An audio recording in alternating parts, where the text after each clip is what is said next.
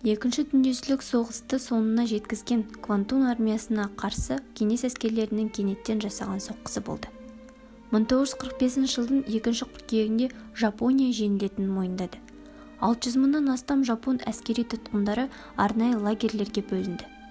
Ұлы Отан соғысының басында Қарағанды облысының аумағында тұтқындалған және бейтарап адамдарға арналған номер 99-шы Спасск завод лагері ұйымдастырылды. Дәл осы жерге 1945 жылдың соңында 22.285 жапон азаматы жіберілді. 1946 жылға қарай Теміртауда 1509 және 818 сотталғандарға арналған жапон әскери тұтқындары үшін номер 99-шы Спасск завод лагерінің 2 бөлімшесі орналасты. КСРО ағарту ісінің үздігі Зацепилова Александра Федоровнаның естеліктерінен. О встречах с пленными японцами часто рассказывали мои отец и дед, которые работали в артели «Заря». Они ловили рыбу в Самаркандском водохранилище и сдавали ее Спасскому лагерю.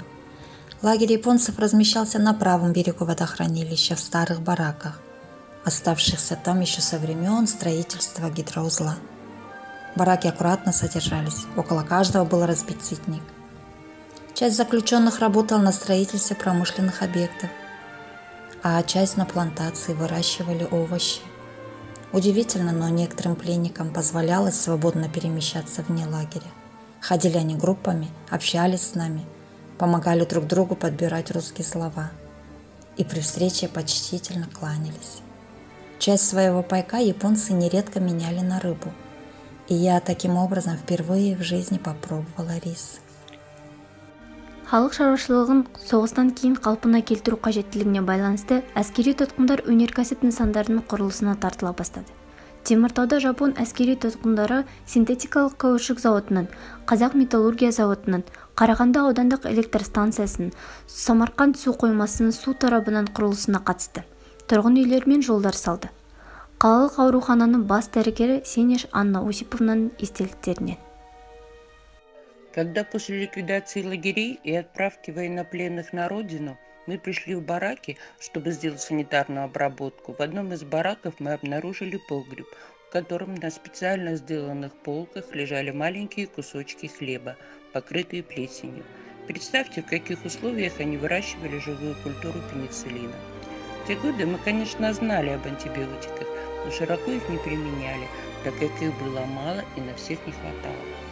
Я думаю, что каждый из пленных в целях профилактики каждый день должен был съедать по кусочку такого хлеба. Среди военнопленных японцев были и медики, которые не раз помогали местным жителям. Известны случаи, когда японский врач, дожидаясь местного фельдшера, принял тяжелейшие роды. Ауыр климаттық жағдайлар, еңбектің ауырлығы мен дұрыс тамақтанбау қамаудағылардың денсаулығына нұқсан келтірді. Теміртау бөлімшесінің аумағына 27 жапондық азамат жерленді. 1946 жылы жапон әскери тұтқындарына отанына оралуға рұқсат берілді. 1950 жылы номер 99-шы Спасск завод лагері жойылды. Казметаллургстрой трестінің жер қазушысы Юнг Эммануэль Андреевичтің естеліктерінен. Многие из заключенных японцев прониклись идеями советской власти и покидали город с красными флагами, лозунгами и песнями. Тогда говорили, что некоторые из военнопленных боялись возвращения на родину. Ведь в японской культуре лучше принять смерть, чем попасть в позорный плен. Мы очень хорошо знали о заключенных японцах, но на эту тему между собой особо не распространялись. В память о лагерях осталось только неофициальное название части нашего Самаркандского водохранилища – Японский залив.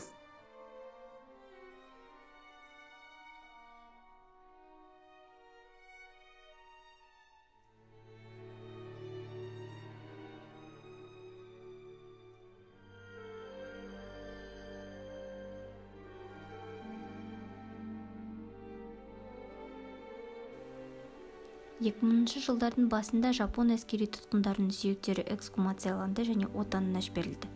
Бұрынғы жерлеу орындарында ешқандай ерекше тану белгілері орнатылмады.